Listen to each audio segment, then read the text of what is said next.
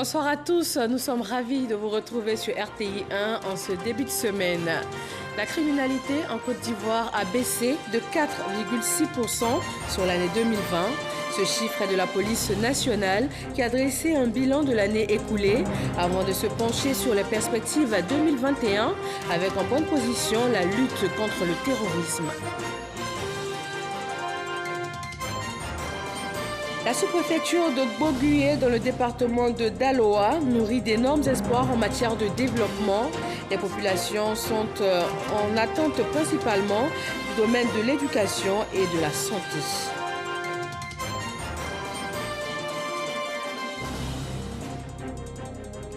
Et dans le domaine médical, la chirurgie réparatrice apporte de l'espoir aux femmes excisées. Elle vient leur permettre de retrouver ce qui leur a été arraché, cette partie d'elles dont le manque impacte négativement leur vie quotidienne.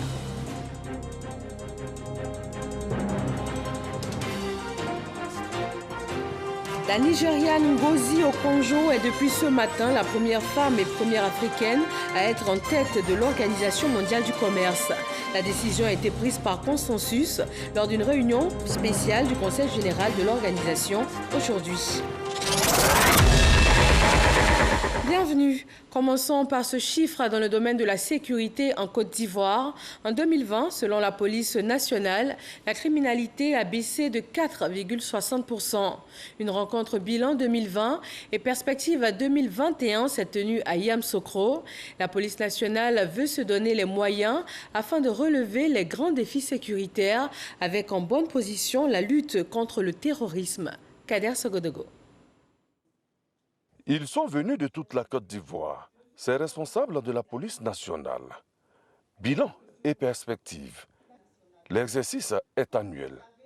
Un bilan 2020 qui révèle une baisse de 4,60% du taux de criminalité dans le pays. Le rapprochement d'avec les communautés semble payer ses fruits.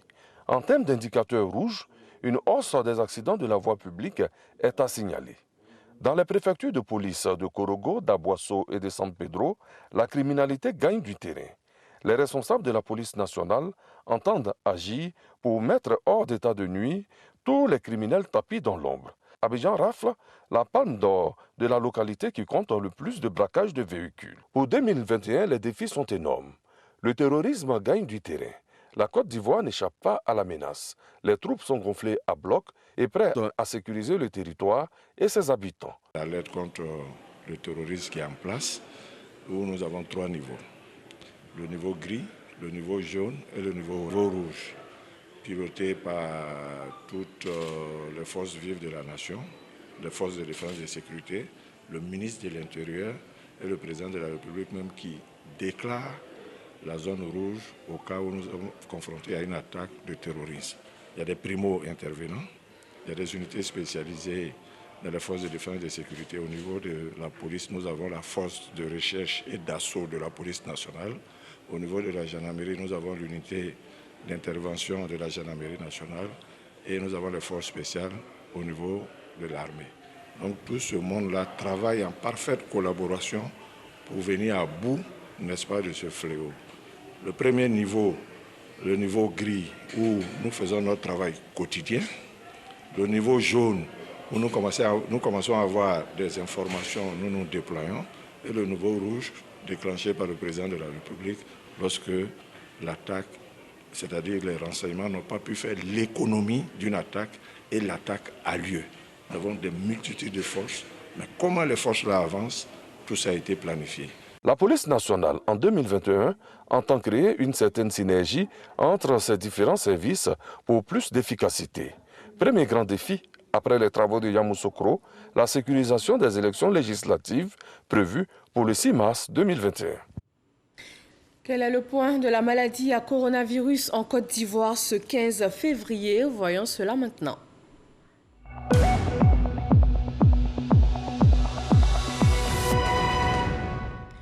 Le Le pays enregistre 95 nouveaux cas de Covid-19 sur 1184 échantillons prélevés, soit 8% de cas positifs. 108 personnes ont été déclarées guéries et un décès. Le ministre de la Santé et de l'Hygiène publique rappelle que lutter contre la Covid-19 est une responsabilité individuelle et collective. Et il nous a justement rejoint sur ce plateau le ministre de la Santé et de l'Hygiène publique, Eugène Aka Awele. Bonsoir, monsieur le ministre. Madame. Vous avez une déclaration à faire, nous vous écoutons. Tout à fait. Déclaration du gouvernement relativement au risque de propagation de l'épidémie de la maladie à virus Ebola de la Guinée en Côte d'Ivoire. Le gouvernement de la République de Guinée a déclaré le 14 février 2021 une épidémie de maladie à virus à Ebola à Gouéké, dans la préfecture de Nzérékoré, localité qui partage une frontière avec l'ouest de la Côte d'Ivoire. À l'issue des premières investigations, 7 cas, dont 3 décès, ont été enregistrés. Le gouvernement de Côte d'Ivoire, face à la menace sanitaire pour notre pays, à cause du risque de propagation transfrontalière de l'épidémie de maladie à virus Ebola, voudrait rassurer la population qu'aucun cas d'Ebola n'a été déclaré en Côte d'Ivoire. Le gouvernement voudrait aussi rappeler que le Conseil national de sécurité, lors de sa dernière session, a déclaré l'état d'urgence sanitaire. Le dispositif actuel de lutte contre la COVID-19 demeure et restera opérationnel pour la lutte contre la maladie à virus Ebola, sous la coordination du comité technique de veille. Pour réduire ce risque de propagation transfrontalière de la maladie à virus Ebola, le ministère de la Santé et de l'Hygiène publique a arrêté les mesures suivantes. Premièrement, la réactivation du centre des opérations d'urgence en santé publique en mode lutte contre Ebola avec la désignation d'un gestionnaire d'incident. Deuxièmement, l'actualisation du plan national de préparation et de réponse à la maladie à virus Ebola avec la mise en fonction du centre de traitement Ebola de Mans. Troisièmement, la mise en mission des directions régionales de la santé, surtout dans les zones frontalières de Mans, de Guigoulo, d'Odiéné, de San Pedro. Ceci pour renforcer la surveillance à base communautaire pour la détection rapide des cas suspects de maladies à virus Ebola et également pour réactiver les comités de vigilance sanitaire des villages des localités frontalières et également de renforcer la surveillance des fièvres hémorragiques dans les établissements sanitaires. Quatrièmement, maintenir et renforcer le contrôle sanitaire au point d'entrée, aéroports, ports, frontières terrestres. Cinquièmement, organiser l'information et la sensibilisation des populations sur les mesures de prévention de la maladie à virus Ebola sous le leadership des préfets des régions, surtout ceux partageant une frontière avec la République de Guinée. Par ailleurs, le ministère de la Santé et de l'Hygiène publique invite les populations au strict respect des mesures suivantes. Se laver régulièrement les mains à l'eau et au savon ou se frotter les mains avec une solution hydroalcoolique. Se désinfecter les sécrétions biologiques des malades avec l'eau de Javel. Se rendre immédiatement à l'hôpital en cas de fièvre, maux de tête, saignement pour bénéficier d'une prise en charge précoce. Limiter les mouvements transfrontaliers avec les zones affectées par la maladie à virus Ebola. Éviter les contacts directs avec les sécrétions biologiques des malades de la maladie à virus Ebola, comme les urines, les selles, le sang, le vomissement, les sueurs, etc. Éviter tout contact rapproché avec les personnes présentant les signes évocateurs de la maladie à virus Ebola, comme la fièvre, les maux de tête et les saignements. Éviter de se serrer les mains et de faire des accolades. Éviter de manipuler le corps pendant les rites funéraires. Le gouvernement rappelle que certaines mesures sont déjà en vigueur dans le cadre de la lutte contre la COVID-19 et en appelle donc au strict respect de toutes ces mesures si nous voulons être épargnés de la maladie à virus à Ebola. Le gouvernement insiste sur la responsabilité individuelle et collective dans cette lutte contre ces deux pathologies, c'est-à-dire Ebola et Covid-19. Je vous remercie. Merci à vous, M. Jean Akaouele, ministre de la Santé et de l'Hygiène publique, pour ces mesures de lutte contre le virus Ebola. Et nous le rappelons, aucun cas d'Ebola n'a été détecté sur le sol ivoirien. Réconciliation nationale, le ministre Konan Kwadjo-Bertin a échangé avec les journalistes. Il souhaite une implication de la presse pour la bonne conduite de sa mission, celle de réconcilier tous les Ivoiriens. Le ministre de la Réconciliation nationale demande par ailleurs à chaque Ivoirien de jouer sa partition. Moussa Konaté. Face à la presse, Konan Kwadjo-Bertin explique sa vision de la réconciliation. Le ministre de la Réconciliation nationale exprime sa volonté de relever le défi, une tâche qu'il souhaite exécuter avec l'appui des journalistes. Nous avons pour mission de sensibiliser et éduquer les populations. Donc nous ne devons pas faillir à cette mission régalienne qui nous est dévolue. Donc nous avons intérêt, nous journalistes, à mettre tout en œuvre pour que la réconciliation soit une réalité en Côte d'Ivoire. Nous, on va jouer notre partition. Il va falloir aussi que l'ensemble des acteurs politiques jouent la leur, pour qu'en fait la Côte d'Ivoire puisse retrouver sa quiétude dont tout le monde a besoin. Un pays réconcilié, c'est un pays qui prospère et tout le monde en a besoin. La réconciliation n'est pas bonne pour la gauche ou pour la droite, elle est bonne pour tout le monde. Des acteurs des médias prêts à se joindre à l'action. Le ministre Konan Kwadjo-Bertin mesure bien l'importance de la presse dans la réussite de sa mission. J'ai aujourd'hui une priorité, c'est comment préserver la paix sociale, la quiétude, comment amener les Ivoiriens à cohabiter dans l'amour des uns pour les autres. Je ne peux pas réussir cette mission sans vous. Accompagnez-moi dans cette mission. J'ai la ferme conviction qu'on va y arriver. On va y arriver parce que je sens une volonté politique de part et d'autre qui accompagne le processus. Parce que je sens aussi que tout le monde commence à être fatigué. Tout le monde commence à être fatigué, ça ne peut plus prospérer. Donc à la limite, je peux même vous dire que je viens au bon moment. Et donc j'ai la certitude que les Ivoiriens vont se réconcilier. Depuis sa nomination, le ministre de la Réconciliation nationale, Konan Kwadjo-Bertin, multiplie les rencontres afin d'inviter les populations à la paix et à la cohésion. Les Feeder School, un projet qui prend en main les meilleurs élèves des établissements secondaires sélectionnés dans tout le pays, a maintenant vieux de 10 ans. Quels sont les acquis de ce partenariat entre le ministère de l'Éducation nationale et l'Université de Grand Bassam? Quelles perspectives pour une école ivoirienne de qualité? Jean-Marc Djadji. C'est désormais une tradition. Chaque année, le ministère de l'Éducation nationale et l'Université internationale de Grand Bassam évaluent leur partenariat noué en 2011. De la visite des conseillers d'orientation et proviseurs en 2012 aux États-Unis à ce jour, cette collaboration a permis de développer les qualités personnelles de brillants lycéens pour les préparer à poursuivre leurs études dans une université internationale compétitive. La question des bourses a été abordée au cours du bilan de cette année. L'ambassadeur l'a dit, c'est que de par le monde, la plupart des grandes institutions universitaires offrent des bourses à condition de savoir que ces bourses existent, mais à condition de le mériter. C'est l'un des intérêts que nous avons en partage avec l'Université de Grand Bassam. Si vous travaillez bien, si vous êtes méritant, à tous les coups, quelles que soient les ressources dont vos parents disposent, vous trouverez toujours un soutien quelconque. Nous souhaitons montrer notre disponibilité à développer ce partenariat et nous souhaitons montrer aux populations ivoiriennes que bien sûr nous sommes une université de type américain, une université où l'enseignement se fait en anglais, mais nous sommes proches des populations ivoiriennes, nous sommes proches des établissements ivoiriens car la finalité c'est de former des cadres compétents pour le développement de notre pays et aussi le développement de toute l'Afrique. Les États-Unis sont disposés à accompagner cette collaboration. Nous sommes ensemble et vraiment pour moi c'est un honneur et une joie de voir tous ces talents, toute cette énergie, toute cette jeunesse ivoirienne qui promet beaucoup pour l'avenir.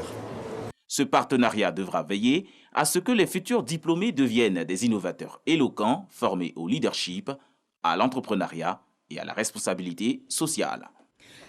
Dans le domaine de la pêche, la 3e session extraordinaire de l'Organisation intergouvernementale d'information et de coopération pour la commercialisation des produits de la pêche en Afrique s'est tenue par visioconférence.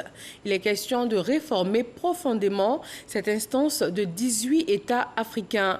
La Côte d'Ivoire en assure la présidence de siège et le pays entend faire bouger les lignes.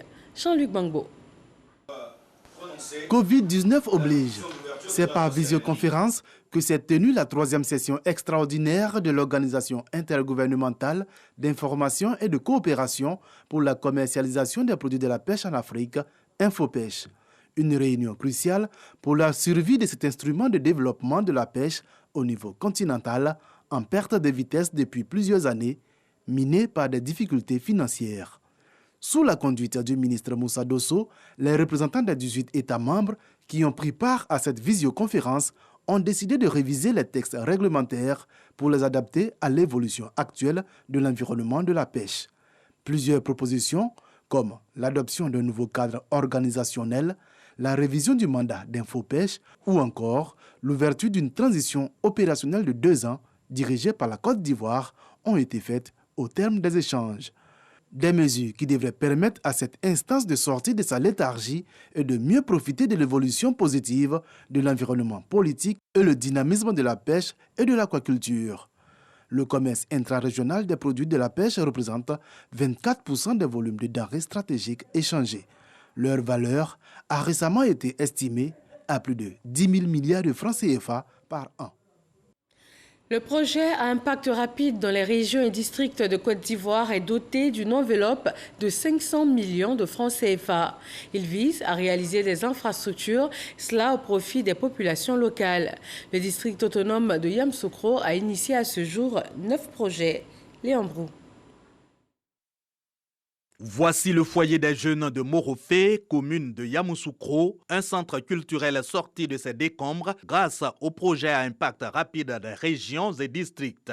Cette réhabilitation à l'initiative du district autonome de Yamoussoukro pour participer à la reconstruction sociale, économique et culturelle après les récents événements malheureux liés à l'élection présidentielle dans cette localité. Ce foyer de jeunes va nous permettre d'organiser la jeunesse, faire des expositions. Nous allons prendre soin de ce joyau afin que le président de la République ait aussi la vision pour d'autres villages et quartiers pour que cette cohésion continue. Cette remise de foyer, occasion d'un don d'équipement par les membres du gouvernement, cadre de la capitale politique, puis cap sur l'ex-marché Mofete. Ce site rasé dans le cadre de la réhabilitation de la voirie urbaine de Yamoussoukro en pleine mutation.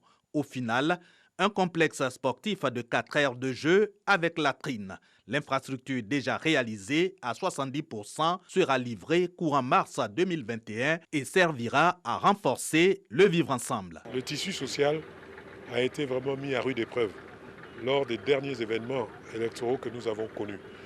Il s'agit donc de recoudre ce tissu social-là. Il s'agit de rapprocher les différents corps sociaux à travers des activités dans lesquelles ils se sentent impliqués et concernés. Et quoi de mieux que le sport pour rapprocher les jeunes. Donc nous avons volontairement choisi de le mettre à la jonction de Djoulabougou et des quartiers d'Ibaoulé. L'école et les activités génératrices de revenus, aussi au centre du projet à impact rapide, en témoignent les logements de maîtres de Ngatakro et les marchés modernes aux fruits et légumes de Morofé et Logbakro.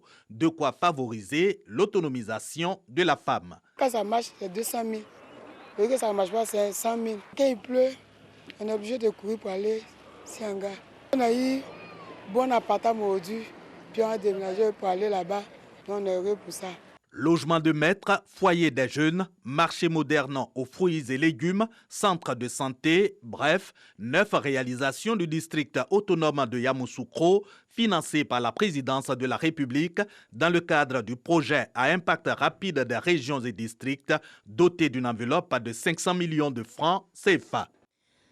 Tout comme c'est le cas à Yamoussoukro, les habitants de Bogué, chef-lieu de sous-préfecture dans le département de Daloa, ont elles aussi de nombreuses attentes en termes d'infrastructures sociales. La quarantaine de villages de ce chef-lieu manquent d'écoles et d'établissements sanitaires. Eugène Atoubé. Voici l'une des routes les plus importantes et à trafic dense dans la région du Haut-Sassandra. Elle relie Daloa, le chef-lieu de région, à la sous-préfecture de Zaïbo et dessert une trentaine de villages et gros campements de production de cacao. Pas facile d'emprunter cette route à cause de son état actuel. Une difficulté majeure pour les producteurs et productrices quand vient le temps de se rendre vers les zones de commercialisation. Les femmes ont une coopérative février pour que les bagages aillent à ville. C'est un problème. La route est bizarre. Souvent, même le prix, on devait prendre pour payer, mais là, ce n'est plus le prix normal, on prend pour prendre maintenant. On est obligé de liquider puis revenir au village. Après 12 km de poussière et de crevasses en divers endroits, nous arrivons à Zaïbo. La localité distille un parfum de village. Ici, le temps semble figé pour cette localité érigée en chef-lieu de sous-préfecture depuis 1997 et faisant partie du département de Zokougbe. Zaïbo est encore au stade de la recherche d'infrastructures socio-économiques de base. Et cette réalité, les populations la vivent dans la douleur, non sans quelque espoir de voir les nombreux manques de Zaïbo comblés. Notre école primaire, elle est dans un mauvais état. Notre sous-préfet n'est pas résident parce qu'il n'y a pas de logement. Ça fait déjà quelques années que le château est en construction, mais ça n'avance pas du tout. Nos femmes ici puisent l'eau à 15 mètres tous les jours. Dans cette partie de la région du Haut-Sassandra, l'accès de la population à l'eau potable est une équation difficile. À Zaïbo, l'arrêt des travaux du château d'eau en 2010 n'a pas été du goût des habitants de la localité. Surtout qu'à ce jour, c'est à la rivière ou à partir des puits que la ville de Zaïbo s'approvisionne en eau. De quoi rendre amère la population. À proximité de leur ville se trouve l'usine de traitement d'eau potable qui alimente Daloa. Les villages alentours connaissent le même problème d'accès à l'eau potable, mais les attentes des populations varient d'une localité à une autre. Exemple, Zebra. Dans cette localité située à une vingtaine de kilomètres de Zaïbo, le château d'eau n'est pas fonctionnel. Pour autant, on se ravitaille à l'eau potable à partir des robinets. Ici, la problématique se pose en termes de compteurs d'eau dans les habitations. L'eau qui venait directement des Kratos se déversait au château d'eau et le château d'eau nous servait. Bon, maintenant, il n'est plus fonctionnel. Donc c'est du gros tuyau là que nous sommes branchés et que nous avons un peu nos compteurs dans le village. C'est depuis 1969 que la SODECI a déposé le château d'eau à Zebra ici. C'est là qu'ils avaient déposé un robinet d'arrêt. Et c'est sur le robinet d'arrêt, tout le village venait prendre de l'eau. Depuis la panne du robinet d'arrêt, le village n'est pas canalisé. Aujourd'hui, nous demandons que les gars viennent canaliser le village de Zebra pour qu'on ait nos compteurs auprès de nous. Ce bâtiment construit pour être le centre de santé de Zebra, un beau gâchis. L'infrastructure était quasi achevée, qu'elle a été abandonnée à la broussaille. Aussitôt, après que les travaux ont été arrêtés en 1985. Un des signes illustratifs de la léthargie dans laquelle sommeille Zaïbo et ses villages. Toute la population est espoir que la ville prenne son élan pour atteindre les marches du développement et du progrès. Les jeunes ne veulent pas être en marge de cette dynamique. Tant ils sont conscients d'être acteurs, participant à l'essor de Zaïbo, autant les aspirations sont nombreuses. Si nous ne pratiquons que seulement que l'agriculture, on n'a rien d'autre à faire que l'agriculture. Mais toujours dans cette agriculture primaire, de nos parents d'hier, avec la machette. Aujourd'hui, les terres sont devenues très pauvres. La jeunesse voulait se tourner vers autre forme d'agriculture.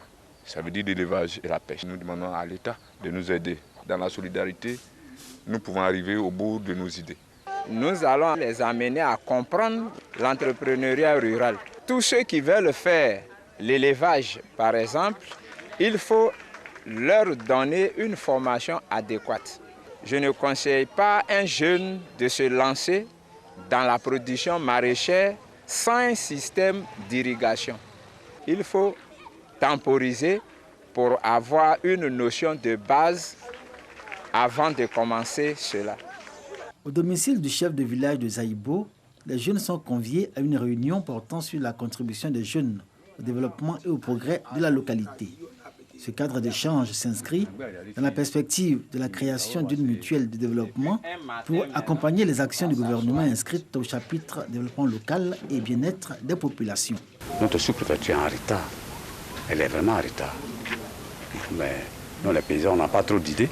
Ce sont nos enfants qui peuvent toujours nous guider, mais il faut qu'ils viennent. C'est ce que l'on pense chaque fois. On ne peut pas tout attendre de l'État. Imaginez tous les villages de Côte d'Ivoire l'État n'aura pas de moyens pour s'occuper de ça. Ce sont les cadres qui doivent se regrouper au sein des mutuelles pour aider l'État à résoudre vraiment les problèmes, je dirais, basiques. L'eau potable, l'école, les dispensaires. Et puis demander par exemple à l'État d'envoyer du personnel pour animer ces structures. La tendance, c'est de nous unir, de nous rassembler. Zaïbo veut sortir de sa léthargie tout comme les villages qui composent la sous-préfecture et ceux environnants. Les populations conviennent de la nécessité de l'urgence de se doter d'un cadre de réflexion pour impulser le progrès de Zaïbo. Chef-lieu de sous-préfecture depuis 1997, 23 ans après, il n'y a toujours pas de résidence pour le sous-préfet. Pour tout dire, à Zaïbo, tout manque, tout est urgence. Nous parlions en début de journal de Covid-19 et de virus Ebola, un autre fléau qui fait de nombreuses victimes, le cancer de l'enfant. C'est la journée internationale ce lundi et la Côte d'Ivoire compte environ 900 nouveaux cas par an. Seulement 230 à 280 de ces cas sont pris en charge dans l'unité d'oncologie pédiatrique du CHU de la commune de Treichville. Les acteurs de la lutte mettent cette année l'accent sur le diagnostic précoce pour une meilleure prise en charge. Patricia Omouetia. Comme chaque 15 février, c'est la journée internationale du cancer de l'enfant. Plus de 800 nouveaux cas sont recensés chaque année en Côte d'Ivoire, un nombre en augmentation selon différentes associations. C'est la société civile qui parle aux populations dans une démarche individuelle. Prenez soin de votre santé. Voilà les comportements à avoir pour éviter le cancer. Voilà ce qu'il faut faire lorsque vous avez tel et tel signe. Il faut aller voir votre médecin. N'ayez pas peur. Et c'est la société civile qui pousse au dépistage précoce. Et c'est la société civile qui parle au gouvernement pour dire mettez en place une politique anti-cancer plus forte et plus déterminante. Madame Agba est maman de 4 enfants, dont un malade. Après une lutte contre le syndrome de Waardenburg, l'enfant a été touché par une leucémie à l'âge de 2 ans. Depuis le mois de septembre 2020, on a découvert que la petite a un cancer du sang. Donc on nous a dirigés à l'oncologie hôpital Mère-Enfant de Dégerville. Et ici, en tout cas avec les soins et les traitements, l'équipe est vraiment dynamique. Ils ont réussi à récupérer mon enfant parce que grâce à eux, elle va bien. Ce qu'il y a à améliorer avant tout, c'est la recherche. Il y a quand même très peu de fonds qui sont débloqués pour la recherche sur les cancers pédiatriques. À ce jour, 2 enfants sur 3 sont diagnostiqués à des stades tardifs, ce qui entraîne une mortalité élevée, avoisinant 40%. Le challenge, c'est de réduire le taux de diagnostic tardif afin d'améliorer la suivi des cancers de nos enfants. Les cancers chez l'enfant restent encore aujourd'hui souvent synonymes d'isolement et de rupture du lien social et scolaire. Il est nécessaire d'exiger la mise en œuvre de solutions concrètes pour aider les enfants et leurs familles avant, pendant et après la maladie. Des pathologies qui ne sont pas toujours bien connues et la kinésithérapie, une branche de la médecine indispensable pour le suivi de beaucoup de patients atteints de maladies graves, est elle aussi pas assez connue. Les professionnels du domaine se sont réunis afin de plancher sur les moyens pour promouvoir cette spécialité qui reste très importante. Franck Quadio. Leur métier est l'un des plus récents de la grande famille des sciences médicales, mais il n'en est pas moins important.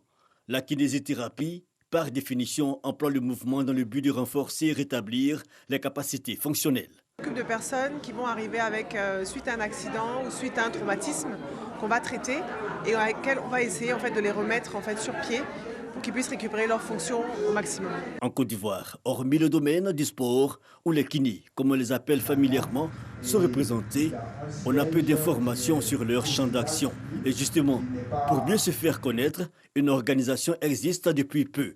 Kiné en mouvement, c'est là l'idée d'aller vers la population, les sensibiliser, prévenir les maladies, les traiter, donner des soins gratuits et à l'avenir, avec ce qu'il va pouvoir donner comme moyen, on va mettre sur pied pour continuer l'œuvre des centres de kinésithérapie et faire avec nous aussi des kinésithérapeutes dans ces zones-là pour pouvoir mieux prendre en charge les populations. Une rencontre entre professionnels pour échanger sur les questions liées à leur spécialité et débattre aussi sur les questions de santé du moment. La lombalgie par exemple, le mal de dos et sa prise en charge. Enfants comme adultes, on est tous amenés à souffrir des douleurs de dos. 8 personnes sur 10 souffrent d'un mal de dos. On ignore souvent que le problème peut venir d'un matelas. Le problème peut venir de diverses choses, de pathologies génétiques, d'un accident, d'une mauvaise façon de s'asseoir. C'est pour cela que nous avons jugé utile d'accompagner les kinésithérapeutes dans la formation. L'association Kiné en Mouvement est constituée de professionnels, mais aussi de bénévoles qui sillonnent le territoire afin d'offrir des soins gratuits à des personnes en rééducation ou à d'autres à mobilité réduite. Une science, elle aussi, très peu connue des populations et en particulier des femmes à qui elle est essentiellement destinée, la chirurgie réparatrice du clitoris suite à l'excision. Est-il possible d'y avoir accès en Côte d'Ivoire? Quel en est le coût? Ces questions intéressent plus d'une quand on sait que 36,7% des femmes sont victimes d'excision en Côte d'Ivoire. Georgette Ido et Bintou Pekele nous proposent un dossier sur le sujet.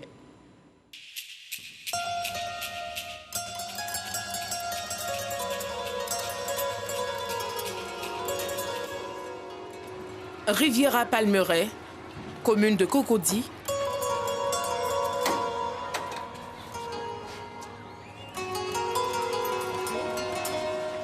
C'est ici que vit Clarisse Teoua, la quarantaine révolue.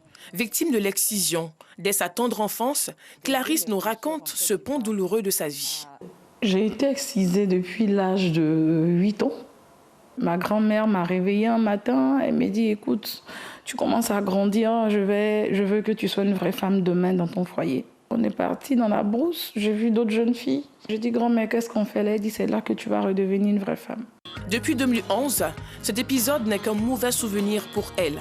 Cette mère de famille s'est faite restaurer le clitoris grâce à la chirurgie réparatrice. Après la restauration, c'est comme s'ils ont déclenché quelque chose.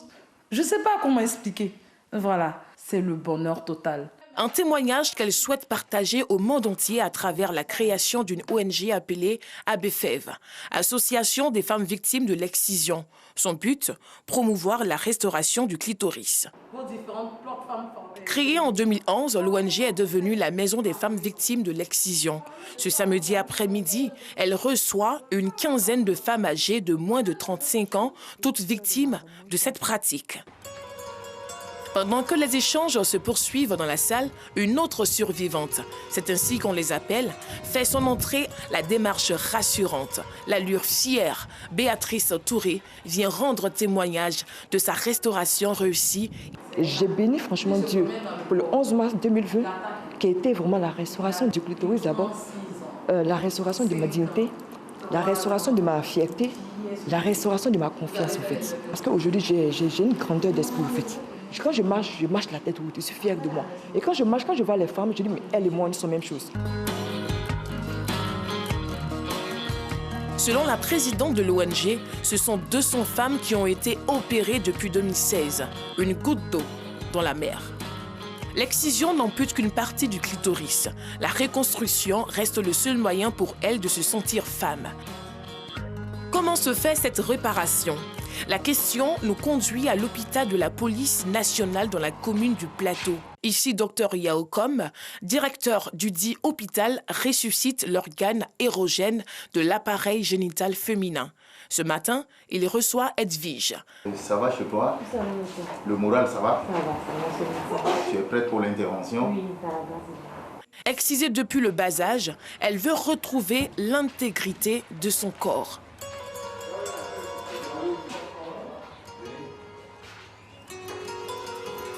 Après analyse du dossier, Edwige est admise au bloc opératoire pour les premiers soins avant l'intervention. Le clitoris, naturellement, il a une longueur moyenne de 10 cm.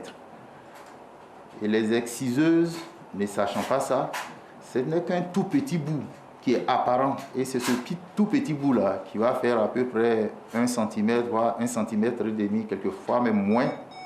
C'est ce tout petit bout-là qu'elles vont couper. Là, ce qui reste dedans, c'est ce que nous sortons et nous positionnons.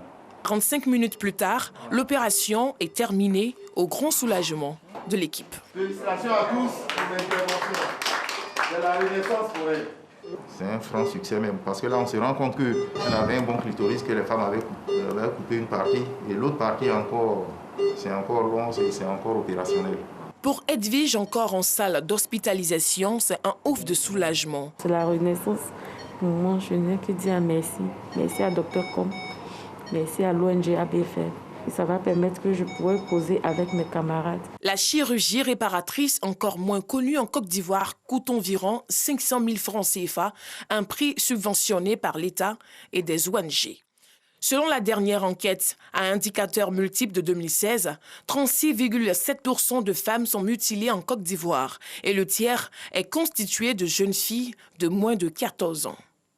Les zones à forte prévalence restent le nord-ouest avec 75,2%, le nord 73,7% et 62,1% à l'ouest. Au ministère de la Femme, de la Famille et de l'Enfant, le sujet est sur la table. Des politiques de prise en charge des victimes sont en cours de maturation. L'État, à travers le ministère de la Femme, de la Famille et de l'Enfant et des différents partenaires, a mis en place 68 plateformes qui constituent une tribune pour l'information et la dénonciation des différentes mutilations génitales féminines dont sont victimes les femmes. Il y a des projets qui sont menés de façon communautaire par l'exemple la CEDEAO qui nous accompagne, c'est-à-dire qu'on va pouvoir, je pense, accroître les moyens qui sont mis à notre disposition par le gouvernement de Côte d'Ivoire pour nous permettre de vraiment toucher le maximum de personnes. Tous les 6 février est célébrée la Journée internationale de la tolérance zéro à l'égard des mutilations génitales féminines. Une occasion pour les victimes et les associations œuvrant dans le domaine de dénoncer cette pratique lourde de conséquences pour la femme.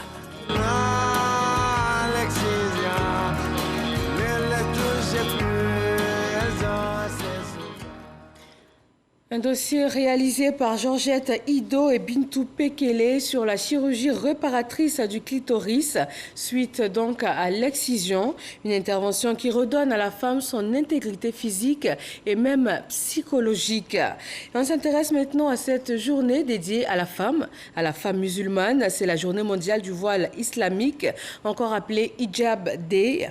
Elle vient pour lutter contre les clichés liés au port du voile. Le reportage est signé à Alassane Drabo.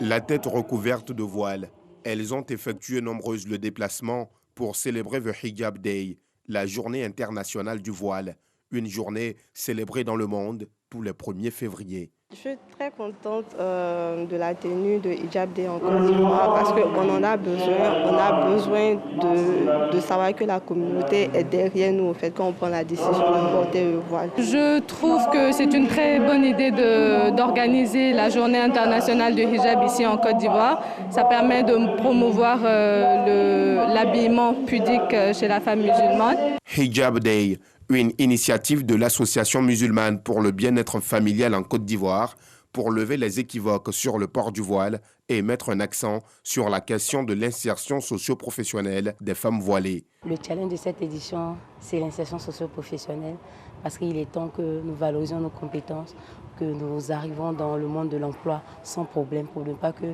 nos personnes en fassent pas. Je pense qu'avec le voile, nous n'avons pas de compétences. Porter le voile, cela ne veut pas dire que je ne sais rien dans la société. Nous les encourageons à pratiquer leur foi. Particulièrement, il ne faut pas qu'elles se mettent en marge, mais surtout qu'elles aient du discernement. Aujourd'hui, avec cette digitalisation, vous voyez qu'il y a beaucoup de faux qui passent. Il faut faire la différence. La journée internationale du hijab a été créée par Nazma Khan, une activiste musulmane vivant aux États-Unis. Elle a été nommée ce lundi 15 février à la tête de l'Organisation mondiale du commerce OMC. La Nigériane Ngozi Okonjo est désormais la première femme et première africaine à occuper ce poste. La décision a été prise par consensus lors d'une réunion spéciale du Conseil général de l'organisation. Elle succède au Brésilien Roberto Azevedo qui avait démissionné en mi-mai 2020 en plein mandat pour des raisons familiales. Merci à tous de suivre RTI 1, nouveau point de l'actualité à 23h avec Marine Cognan. Bonsoir et à demain.